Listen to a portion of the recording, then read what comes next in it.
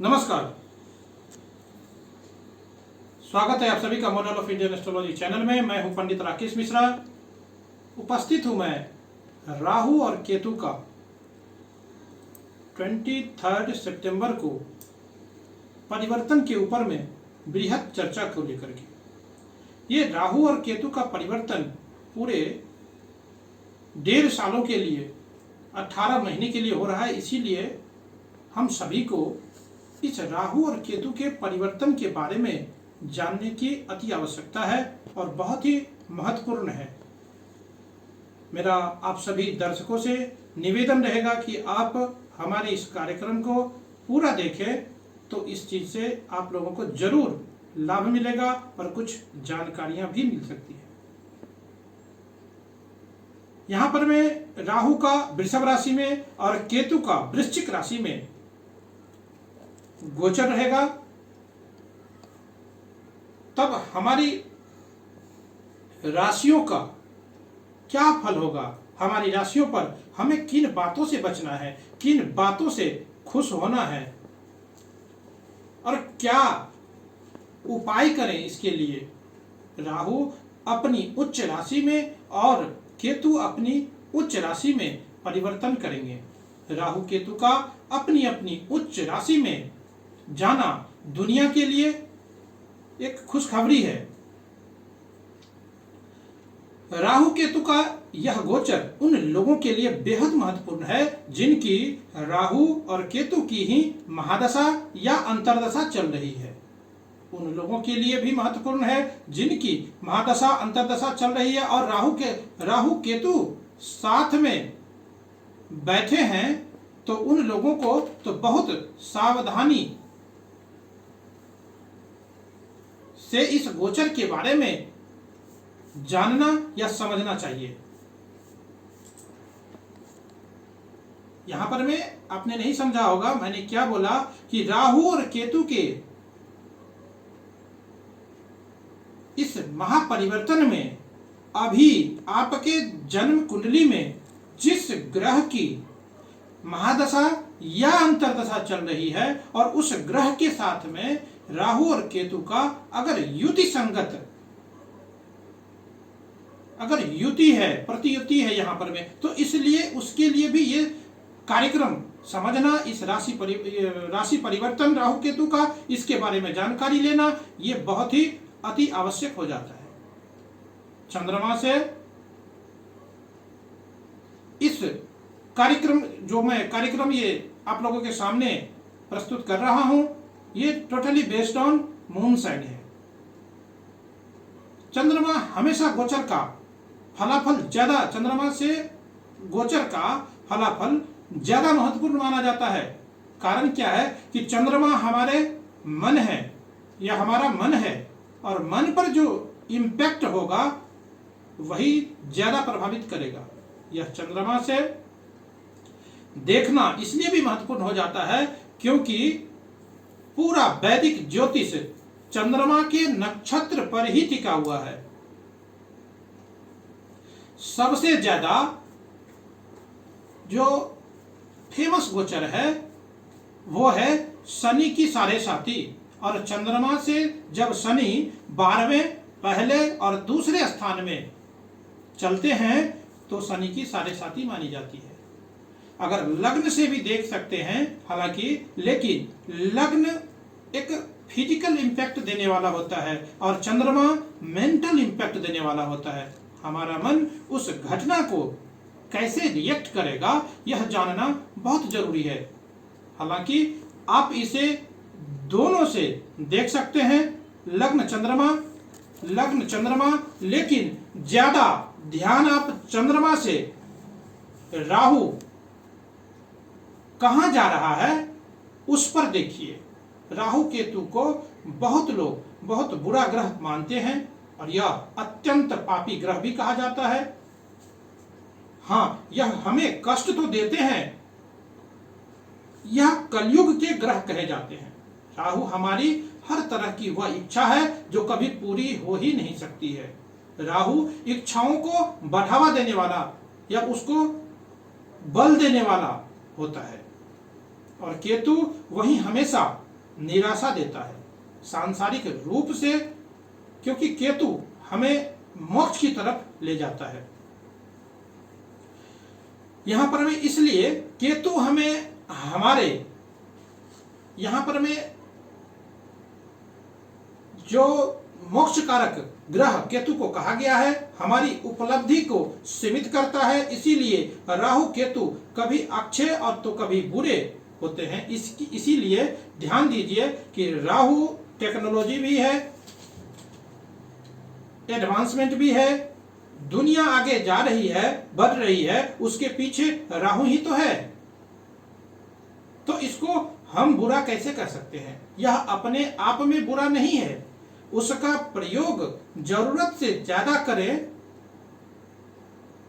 या फिर उसको ज्यादा माइंडलेस होकर के करें तो वह बुरा होता है। इसीलिए राहु जब अपनी उच्च राशि में जाता है तो दुनिया के टेक्नोलॉजी एडवांसमेंट बहुत तेजी से विकसित करने लगता है। मैं अभी किसी भी राशि में के बारे में बताऊं, इसलिए आप सभी दर्शकों को राहु केतु क्या है, किस तरीके से हमें इस राहु केतु के परिवर्तन को जानना चाहिए, हम इसके ऊपर में विशेष चर्चा कर रहे हैं। और आप लोगों को अगर हमारा ये कार्यक्रम अच्छा लगता है तो हमारे चैनल को, model of Indian astrology channel को आप लाइक करिए, शेयर करिए, सब्सक्राइब करिए और ऐसे ही ग्रह गोचरीय व्यवस्था से आप जानकारी आप हासिल करते रहें। किसी तरह की समस्या एस्ट्रोलॉजी से रिलेटेड हो, वास्तु से रिलेटेड हो, आप हमें संपर्क कर सकते हैं, बात कर सकते हैं, मेल कर सकते हैं, कमेंट बॉक्स में कमेंट भी कर सकते हैं। अब यहां पर मैं डिस्कवरी भी केतु लाता है। केतु रिसर्च का प्लैनेट है, इसीलिए केतु जब वृश्चिक राशि में गोचर करता है तो रिसर्च फील्ड में तेजी लाने वाला होता है। यह राशि परिवर्तन किन लोगों के लिए सबसे अच्छा हो सकता है? यह उन लोगों के लिए बहुत ही अच्छा होगा जो hotel, tourism, aviation, share market या लेदर इंडस्ट्रीज के क्षेत्र से अगर जुड़ाव रखते हैं और किसी भी तरह के मीडिया, कंप्यूटर, इंफॉर्मेशन टेक्नोलॉजी के क्षेत्र से अगर लगाव है, जुड़ाव है, आपकी उस क्षेत्र में कोई कार्य है तो उसको उसमें जो आपका काम है तो उसको उस क्षेत्र वाले लोगों के लिए बहुत ही अच्छा करेगा। वहीं केतु का यह राशि परिवर्तन उन लोगों के लिए बहुत ही अच्छा होने वाला है जो रिसर्च क्षेत्र में जुड़ाव रखते हैं या लगाव रखते हैं, आध्यात्मिकता से या स्पिरिचुअलिटी से, स्पिरिचुअलिज्म में से है या आर्मी से जुड़ाव है, लगाव है, आप कार्यरत हैं, काम करते हैं, यानी कि सुरक्षा से, और डॉक्टर्स के लिए भी, मेडिकल प्रोफेशन से जुड़े लोगों के लिए भी केतु का यह गोचर बहुत ही शुभ परिणाम लेकर के आएगा। आप अपने जन्म कुंडली में देखें कि कहां जा रहा है राहु और केतु, यानी पहले, चौथे, पांचवें, सातवें और नौवें केंद्र या त्रिकोण में जा रहे हैं तो यह गोचर निसंकोच या अच्छा माना जाएगा आपके लिए। राहु केतु का यह भी देखना आवश्यक हो जाता है कि राहु केतु का परिवर्तन के बाद यह किन किन ग्रहों के साथ में ये युति रखता है या युति संगत स्थिति में है। एक और बात कि गोचर में ग्रहों की फल देखने के लिए अष्टक वर्ग में कितने पॉइंट मिले हैं, इस बात की भी ध्यान रखनी चाहिए या विचार किया जाना चाहिए। ट्रांजिट में ग्रहों की बात का विचार यहीं से किया जाता है। जब भी कोई किसी तरह के गोचरीय ग्रहों की स्थिति के ऊपर में जब भी फलाफल निकाला जाता है तो इस बात का विशेष रूप से ध्यान रखा जाता है। और फिर वेद का मतलब होता है ऑब्स्ट्रक्शन। देखिए कि राहु और केतु जहां से गोचर कर रहे हैं वहां से वेद पॉइंट में कोई ग्रह है कि नहीं है, यानी कि अलग अलग ग्रहों के अलग अलग वेद पॉइंट होते हैं। शनि केतु एक जैसा वेद देते हैं और बुध राहु जैसा वेद देते हैं।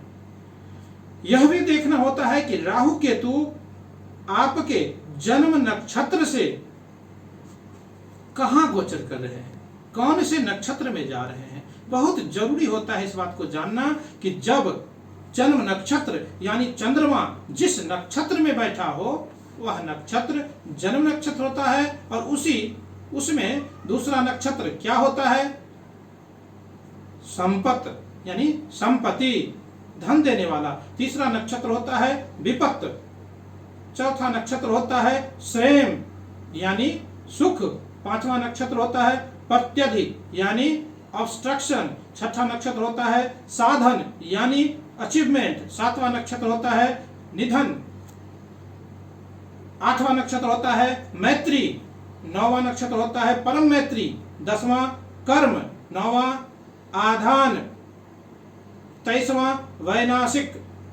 तो इन नक्षत्रों पर ध्यान देना पड़ता है। दृष्टि संबंध भी बदलाव लाता है हमारे जीवन में।